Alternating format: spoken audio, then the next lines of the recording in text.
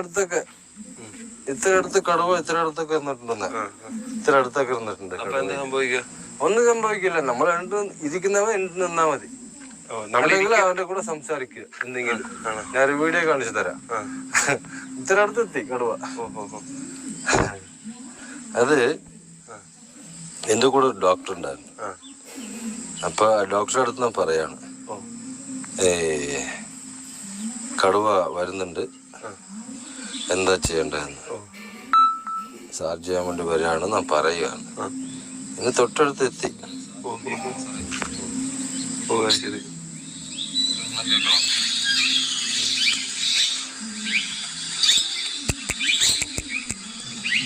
അടുത്ത് ഇപ്പൊ വളരെ തൊട്ടടുത്ത്.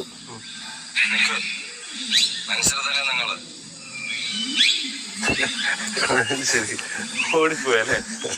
ഇത്രേ ഉള്ളൂ. അന്ന് നമ്മൾ